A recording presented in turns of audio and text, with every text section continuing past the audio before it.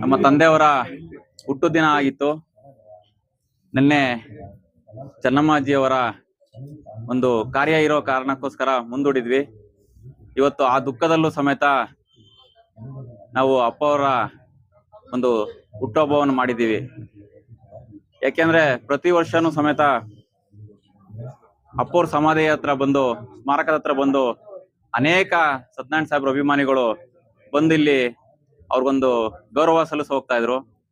ಆ ದೃಷ್ಟಿಯಿಂದ ನಾವು ಸಮೇತ ಈ ಸಲ ಮಾಡಿದೀವಿ. ವಿಶೇಷವಾಗಿ ಹೇಳ್ಬೇಕು ಅಂದ್ರೆ ಇವತ್ತಿಂದ ಒಂದು ರಾಜಕೀಯ ಧ್ರುವೀಕರಣ ಮಾಡ್ಬೇಕು ಅಂತಾನೆ ತೀರ್ಮಾನ ಮಾಡ್ಕೊಂಡೇನೆ ಈ ಕಾರ್ಯಕ್ರಮ ಮಾಡಿದ್ದೀನಿ. ಅದರಲ್ಲಿ ಯಾವುದೇ ಮುಚ್ಚುಮರೆ ಇಲ್ಲ. ಯಾಕೆಂದ್ರೆ ಸತ್ಯನಾರಾಯಣ ಸಾಹೇಬ್ರ ಜೊತೆಗೆ ಎಲ್ಲಾ ಪಕ್ಷದಲ್ಲಿ ಇವತ್ತು ಅವ್ರ ಜೊತೆಲಿದ್ದಂಥವ್ರು ಎಲ್ಲಾ ಪಕ್ಷದಲ್ಲೂ ಗುರುತಿಸ್ಕೊಂಡಿದ್ದಾರೆ.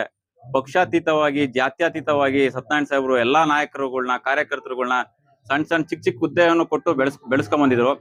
ಇವತ್ತು ಅವ್ರೆಲ್ಲಾರನು ಕರೆದು ಒಂದು ಔತಣ ಕೂಟ ಕೊಡ್ಬೇಕು ಅಂತ ನಮ್ಮ ಕುಟುಂಬದವರು ಮತ್ತೆ ಸತ್ಯನಾರಾಯಣ ಸಾಹೇಬ್ರ ಅಭಿಮಾನಿಗಳು ಮತ್ತೆ ಅನೇಕ ಮುಖಂಡರುಗಳ ಒಂದು ಸಲಹೆ ಮೇರೆಗೆ ಈ ಕಾರ್ಯಕ್ರಮ ನಾವು ಮಾಡಿದ್ದೀನಿ. ಈ ಒಂದು ಕಾರ್ಯಕ್ರಮಕ್ಕೆ ನನಗೆ ಅನೇಕ ಮುಖಂಡರುಗಳು ಸಹಕಾರ ನೀಡಿದ್ದಾರೆ, ಎಲ್ಲಾ ರೀತಿಯ ನನಗೆ ಮಾರ್ಗದರ್ಶನ ನೀಡಿದ್ದಾರೆ. ಇವ್ದು ಹಿಂಗೆ ಆಗ್ಬೇಕು, ಹಿಂಗೆ ಮಾಡ್ಬೇಕು ಅಂತಾನ.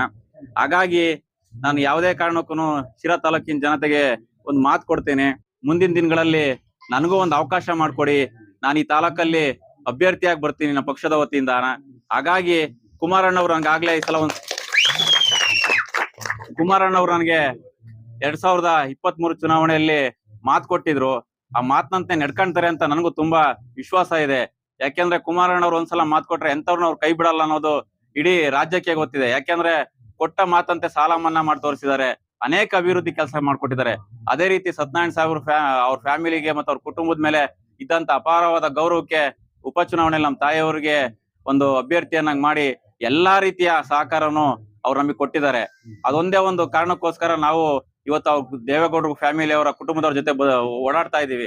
ಹಾಗಾಗಿ ನಂಗೆ ವಿಶ್ವಾಸ ಇದೆ ಮುಂದಿನ ದಿನಗಳಲ್ಲಿ ಕುಮಾರಣ್ಣವ್ರು ನನ್ನ ಕೈ ಹಿಡಿತಾರೆ ಅಂತಾನ. ಅದೇ ರೀತಿ ನಾನು ಸಮೇತನ ಯಾವುದೇ ಕಾರಣಕ್ಕೂ ಎಂತದೇ ಸಂದರ್ಭ ಬಂದ್ರು ಕುಮಾರಣ್ಣವ್ರ ಕುಟುಂಬದ ಜೊತೆ, ಆ ಪಕ್ಷದ ಜೊತೆ, ನಿಖಿಲ್ ಅಣ್ಣವ್ರ ಜೊತೆ ಸದಾಕಾಲ ಅವ್ರ ಜೊತೆ ಇರ್ತೀನಿ ಅಂತ ಈ ಸಂದರ್ಭದಲ್ಲಿ ಹೇಳಕ್ ಇಷ್ಟಪಡ್ತೀನಿ. ಅದೇ ರೀತಿ ತಾಲೂಕಿನಾದ್ಯಂತ ಬಂದಿರೋ ಎಲ್ಲಾ ಸತ್ಯನಾರಾಯಣ ಸಾಹೇಬ್ರ ಅಭಿಮಾನಿಗಳಿಗೆ ನಾನು ಅವ್ರಿಗೆ ಕೃತಜ್ಞನಾಗಿರ್ತೀನಿ. ಏನೇ ಈ ಒಂದು ಕಾರ್ಯಕ್ರಮದಲ್ಲಿ ಸಣ್ಣ ಪುಟ್ಟ ಲೋಪದೋಷಗಳು ಬಂದಿದ್ರೆ ದಯಮಾಡಿ ಕ್ಷಮಿಸಿ. ಯಾಕಂದ್ರೆ ದೊಡ್ಡ ಕಾರ್ಯಕ್ರಮ, ತುಂಬಾ ಕಷ್ಟ ಇದೆ ಮಾಡೋದು.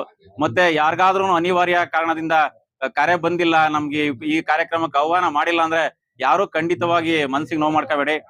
ಅಂತವ್ರಿಗೆ ಯಾರಿಗಾದ್ರೂ ತಪ್ಪಿದ್ರೆ ನಂಗೆ ಕ್ಷಮೆ ಕೇಳ್ತೀನಿ. ಯಾಕೆಂದ್ರೆ ಒಂದ್ಸಲ ಕಾರ್ಯಕ್ರಮ ರದ್ದಾಗಿರೋದ್ರಿಂದ ಆದ್ರೂ ಸಾಧ್ಯವಾದಷ್ಟು ನಾವು ಫೋನ್ ಕರೆ ಮಾಡಿ ಎಲ್ಲಾರ್ಗು ಹೇಳೋಂತ ವ್ಯವಸ್ಥೆ ಮಾಡಿದ್ವಿ.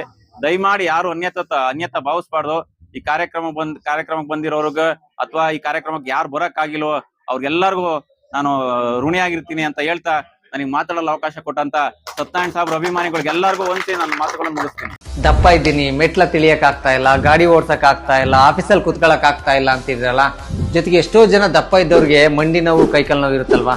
ಆ ಮಂಡಿ ನೋವು, ಕೈಕಾಲ್ ನೋವು ಹೋಗ್ಬೇಕು ಅಂತ ಅಂದ್ರೆ ನಮ್ಮ ಜೀನಿ ಸ್ಲಿಮ್ ನ ಯೂಸ್ ಮಾಡಿ ಸಣ್ಣ ಆಗೋದ್ರ ಜೊತೆಗೆ ಮಂಡಿ ನೋವು, ಕೈಕಾಲ್ ನೋವು ಸಮೇತ ಕಂಟ್ರೋಲ್ ಆಗುತ್ತೆ. ತಡ ಯಾಕೆ ಮಾಡ್ತೀರಾ? ನಮ್ಮ ಜೀನಿ ಸ್ಲಿಮ್ ನ 3 ತಿಂಗಳು ಕಂಟಿನ್ಯೂಸ್ ಆಗಿ ಯೂಸ್ ಮಾಡಿ ಸಣ್ಣನೂ ಆಗಿ ಮಂಡಿ ನೋವು ಬೈ ಬೈ ಹೇಳಿ.